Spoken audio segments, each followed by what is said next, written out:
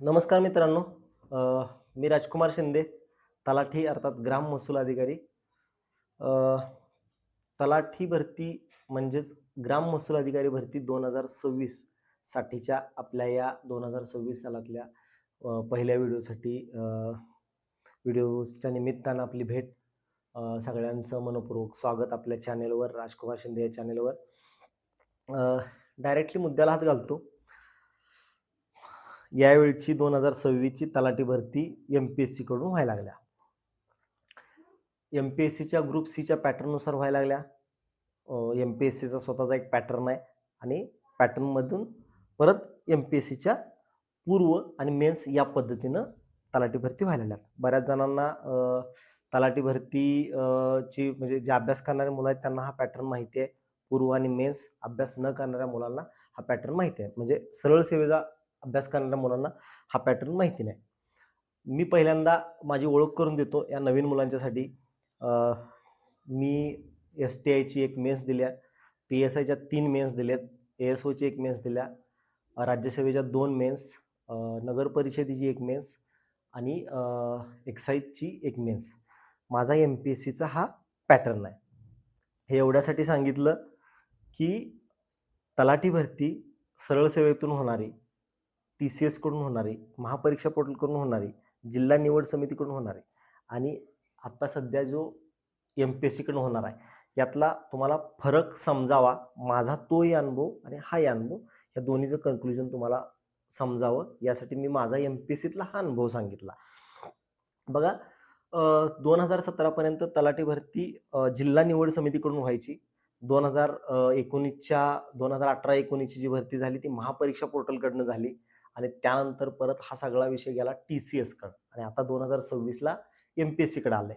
तर या सगळ्या सिस्टीममध्ये जे ट्रान्झिशन झालं त्यातला फरक तुम्हाला शॉर्टमध्ये समजावून सांगतो. 2017 पर्यंत जिल्हा निवड समितीतून जिल्हा वाईज भरती व्हायची. त्यानंतर महापरीक्षेकडे गेली. महापरीक्षेचाही तसाच विषय होता, की आपण जिल्ह्याला फॉर्म भरायचो, जिल्हा निवडायचो आणि जिल्हा निवडल्यानंतर पोस्ट मिळायची. त्यानंतर टी-सी-एसकडे गेली. टी-सी-एसकडे सुद्धा हीच पद्धत होती. आता यातला फायदा आणि तोटा शॉर्टमध्ये सांगतो. तोटा असा होता, की तुम्हाला जिल्हा निवड करताना म्हणजे आपण 2023च्या भरतीला मी जिल्हा निवड सांगितली आणि बरीच माझे मित्र आणि बरेच आपल्या चॅनलला फॉलो करणारी मुलं जिल्हा निवड बरोबर आल्यामुळं पोस्ट मिळाली आणि बऱ्याच जणांची जिल्हा निवड चुकल्यामुळं त्यांना पोस्ट मिळाली नाही. तर त्यासाठी हे ट्रान्झिशन सगळ्यात महत्त्वाचं आहे, की एम-पी-एस-सीकडे गेल्यामुळं आपल्याला हा सगळ्यात मोठा फायदा होणार आहे, की आपल्याला जिल्हा निवड करायची गरज नाही. ज्यावेळी आपण पूर्व काढल, मेन्स पास होईल आणि मेन्स नंतर ज्यावेळी आपल्याला क्रम द्यायचा आहे, त्यावेळी चॉईस द्यायची आहे, त्यावेळी आपल्याला जिल्ह्याची चॉईस देता येईल. ही झाली जिल्हा म्हणजे एम-पी-एस-सीकडे गेलेल्याचा सगळ्यात महत्त्वाचा फायदा. पुढं बघा, दुसरा आणखी सगळ्यात महत्त्वाचा फायदा सांगतो तुम्हाला. 2017 पासून म्हणजे महापरीक्षा पोर्टलला गेल्यापासून 2000 काल आता प्रिव्हियस जी भरती झाली, ह्या सगळ्या टी-सी-एस आणि महापरीक्षा पोर्टलकडनं घेतल्या. महापरीक्षा पोर्टलनं सगळे पेपर हे तुमच्या शिफ्ट वाईज घेतले होते आणि टी-सी-एस त्यांची पद्धतच आहे शिफ्टनुसार घ्यायची आणि शिफ्टनुसार एक्झाम घेतली की नॉर्मलायझेशन मेथड वापरायला लागते. तर या सगळ्या पद्धतीमध्ये जी मुलं म्हणजे 2023चा तर 100% 90% रिझल्ट हा बऱ्यापैकी जी मुलं सेंट्रलचा अभ्यास करत होती म्हणजे एन-टी-पी-सी, आय-बी-पी-एस, बँकिंग, सी-जी-एल हा जो अभ्यास करणारा सगळा वर्ग होता, सेंट्रलचा अभ्यास करणारा, तो सगळा वर्ग सरळ सेवेचा प्रॉपर अभ्यास करणाऱ्या मुलांना ओव्हर करून पोस्टवर गेला, या पोस्टवर. कारण टी-सी-एस महापरीक्षा पोर्टलचा पॅटर्नच तो होता. आता आपल्याला प्लस पॉईंट असा झाला आहे, की जी मुलं अगोदर एम-पी-एस-सीचा अभ्यास करत होती, ज्यांनी 2022 पर्यंत, 23 पर्यंत किंवा 2020 या दरम्यान अभ्यास सोडून दिला आहे किंवा एक क्लास 3च्या पोस्टवर आहेत, त्यांच्यासाठी ही पद्धत खूप म्हणजे सोपी जाणार आहे. आणि आता सेंट्रलची मुलं कारण सेंट्रलचा पॅटर्न आहे तो सगळा फॅक्च्युअल म्हणजे पाठांतर बेस आहे. सगळ्यात उंच नदी, सगळ्यात लांब नदी या पाठांतराने तो पेपर होता. आता एम-पी-एस-सीचा स्वतःचा पॅटर्न काय आहे? कन्सेप्ट आहेत त्या, फॅक्च्युअल डेटा आहे. परत एक्झाममध्ये 30% सोपे, 30% अवघड, उरलेले 40% आणखी अवघड, असा सुद्धा एम-पी-एस-सीचा पॅटर्न आहे. या पॅटर्नमध्ये ती मुलं तेवढी इंटरफेअर करू शकत नाहीत. म्हणून एम-पी-एस-सीचा हा पॅटर्न त्या मुलांच्यासाठी फायद्याचा आहे. अ, मग मग मला सांगायचं आहे काय नेमकं बघा, तर यातनं अ, जे मागच्या 2 वर्षात म्हणजे 2-3 वर्षात टी-सी-एसकडून किंवा महापरीक्षेकडून थोड्या-थोड्या मार्कानं जी एम-पी-एस-सीचा अभ्यास करणारी मुलं बाहेर पडली, त्यांच्यासाठी ही सगळ्यात मोठी संधी आहे. पुढं मला पुढचा मुद्दा एक तुम्हाला सांगायचा होता यातलाच. मग जे कोतवाल आहेत, म्हणजे अभ्यास करणारी मुलं आहेत, कोतवाल पदावर गेली किंवा क्लास 4च्या आरोग्य खात्यातल्या क्लास 4च्या पदावर गेली. बऱ्याच मोठ्या-मोठ्या ॲड झाल्या आणि जी मिळेल ती पोस्ट घेऊन थांबले. एम-पी-एस-सीचा अभ्यास करणारी मुलं. कारण या सगळ्या पोस्टवर एम-पी-एस-सीतला अभ्यास करणारी मुलंच गेली सगळी. तर त्यांच्यासाठी पुन्हा एकदा ही चांगली संधी आहे, की आपलं काम बघत, आपला जॉब बघत तुम्हाला परत तलाठी भरती चांगल्या पद्धतीने देता येईल. त्यामुळं जर मनात किंतु परंतु असेल, तर ती सगळं बाजूला ठेवा आणि यावेळी मी सांगतोय म्हणून फॉर्म भरा 2026 आणि ही त्यांच्यासाठी खूप मोठी संधी आहे एम-पी-एस-सीचा अभ्यास करणाऱ्या मागच्या मुलांच्यासाठी. ही म्हणजे देव एकदा संधी देऊन बघत असतो तशी तुम्हाला ही देऊन बघितलेली एक संधी आहे असं समजा. 2026 आहे 22-23 पर्यंत अभ्यास करणाऱ्या मुलांनी, चांगला अभ्यास करणाऱ्या मुलांनी ह्या ह्या सगळ्या चढ-उतारामुळे अभ्यास सोडून दिला होता. अभ्यास सोडून दिला आणि 2-3 महिने राहिले असले, तरी सुद्धा तुम्हाला हे 2-3 महिन्यात कव्हर करता येईल. पुढं या सगळ्यात एम-पी-एस-सीकडे गेल्यानंतर एक मेरिटचा आपल्याला आणखी एक फायदा होणार आहे. 2023 पर्यंत किंवा पाठीमागच्या सगळ्या सरळ सेवापर्यंत तलाठी भरतीत 2017 मध्ये महापरीक्षा पोर्टलमध्ये आणि टी-सी-एसमध्ये आपण जिल्ह्यानुसार फॉर्म भरत असताना जिल्ह्याचं मेरिट टॅकल करत होतो. म्हणजे समजा अकोला जिल्ह्यात 170 मेरिट लागायचं, अमरावतीत 180 मेरिट लागायचं, पुण्याला 190 मेरिट लागायचं, जळगावला 185 मेरिट लागायचं, नाशिकला 180 प्लस मेरिट लागायचं. मग यात काय झालं, की काही जणांना 180 मार्क्स असून पुण्याला फॉर्म भरल्यामुळे 190ला मेरिट लागलं, पोस्ट मिळाली नाही. पण कुठेतरी तिथं 160ला मेरिट लागलं. पण त्याचा जिल्हा निवड चुकल्यामुळं, तो फॉर्म भरताना ती चूक झाल्यामुळं, चूक म्हणता येणार नाही ती. त्या क्षणाला तो जो अभ्यास आहे त्या अभ्यासानुसार ते केलं. आता हा सगळ्यात मोठा इथं फायदा होणार आहे आपल्या एम-पी-एस-सीला, की प्रीसाठी तुम्ही पूर्ण सगळ्या ओव्हरऑल फॉर्म भरलेल्या मुलांच्यातनं आपण एक मुलं घेणार आहे, आयोग घेणार आहे. त्यानंतर तुम्ही ती मेन्स देणार आणि मेन्स नंतर तुम्हाला मग जे मेरिट लागणार आहे ते त्या मेरिटला तुम्हाला परत निवड झाल्यानंतर जिल्हा निवडायची किंवा जिल्ह्याची चॉईस किंवा प्रिफरन्स द्यायची संधी मिळणार आहे. त्यामुळं ज्यांचा खरंच म्हणजे एका एका जिल्ह्यावर ठरणारं मेरिट आता पूर्ण राज्यात गेलं. त्यामुळे राज्यात गेल्यामुळं म्हणजे 150 प्लस किंवा त्या हिशोबाने जर आपण पकडलं तर 150 प्लस जेवढी मुलं आहे ती क्वालिफाय होतील, असं ते कॅल्क्युलेशन आहे. बघा तर तो मग कोणत्याही जिल्ह्याचा कॅन्डिडेट असू द्या. इथं अगोदर कसं झालं, की विदर्भातल्या मुलांनी कोकणात फॉर्म भरला कारण तिथं मेरिट कमी लागतंय. कोकणातल्या मुलांनी विदर्भात फॉर्म भरला तिथं मेरिट लागतंय. हा सगळा हिशोब निघून गेला आता. आता सध्या तुम्हाला सगळ्यात मोठा हा फायदा आहे. आणखी त्यात कंडिशन काय आहे? तर मुलं किती क्वालिफाय होणार आहेत? तर आपल्या 1,500 जागा आहेत एम-पी-एस-सीच्या. तर 1,500 जागेला कमीत कमी 12च्या रेशोनं जरी घेतली, तरी 20,000 प्लस मुलं क्वालिफाय होणार आहेत.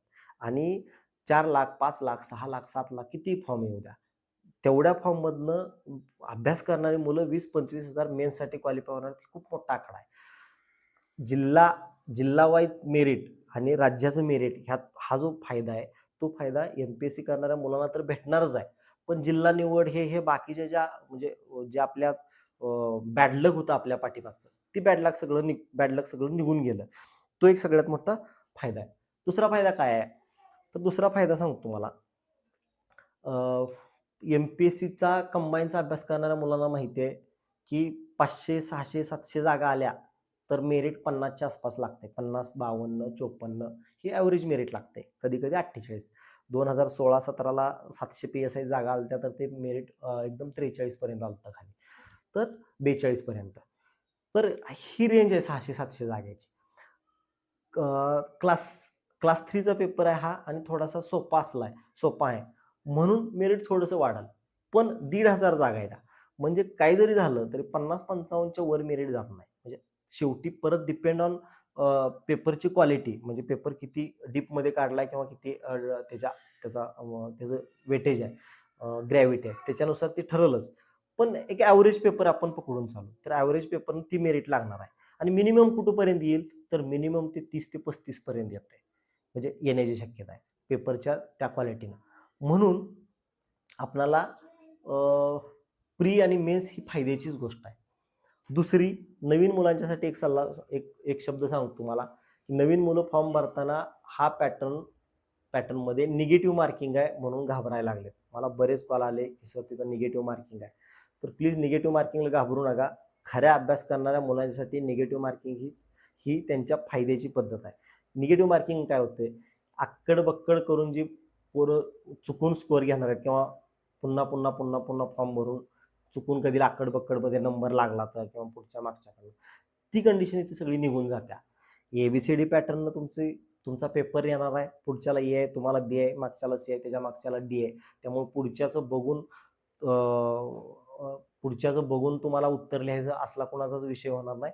म्हणून ती कंटिन्युअसली म्हणजे फ्रॉड नावाची गोष्टच नाही. त्यामुळे तो एक फायदा आहे. पुढं मग आता नेमका ह्याचा अभ्यास या 2-3 महिन्यात करायचा कसा?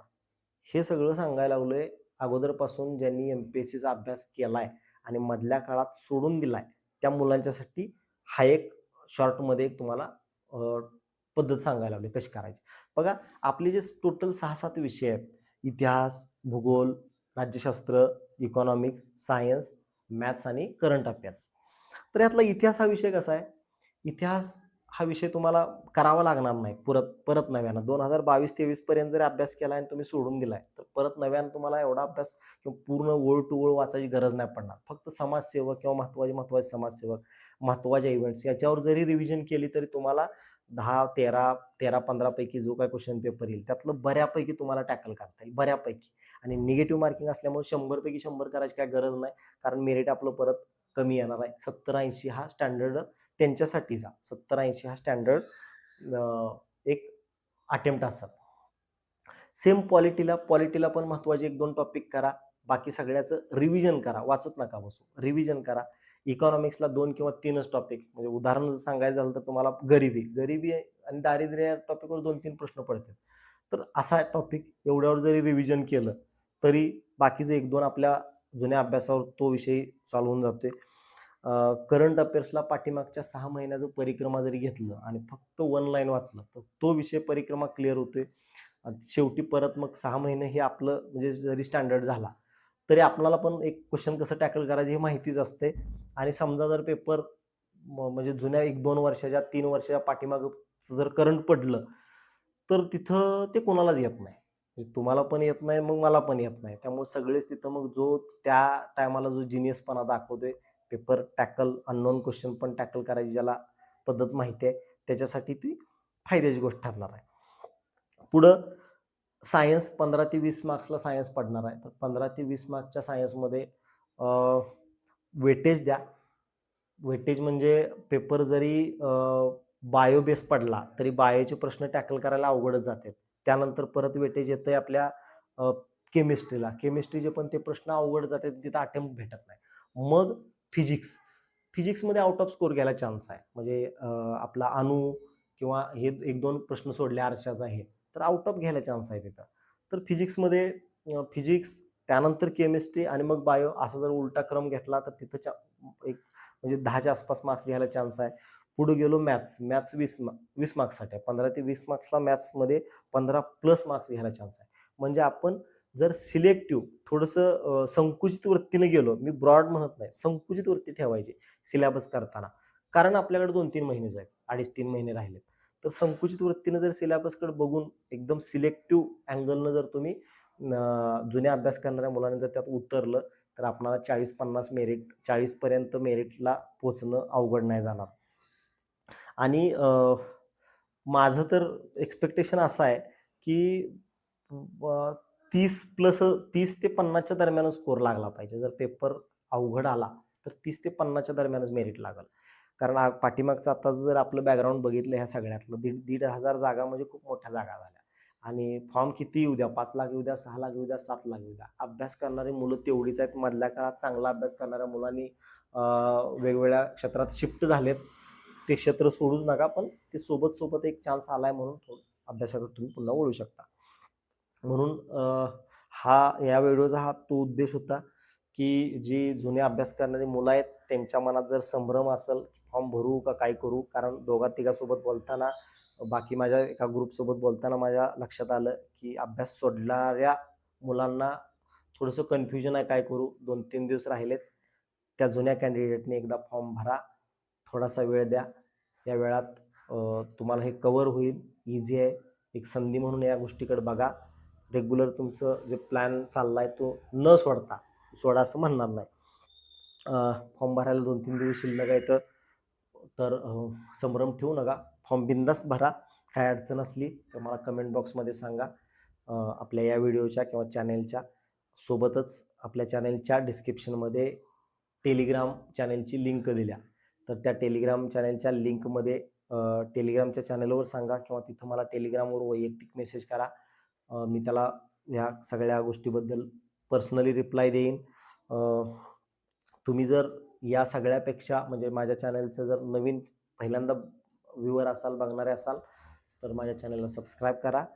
आणि सोबतच आपला अभ्यास करणारा कोणी मित्र असेल किंवा काय असेल आणि तुमच्या फीडमध्ये जर चुकून माझा व्हिडिओ आला असेल तर त्यांना तो व्हिडिओ शेअर करा. धन्यवाद मित्रांनो.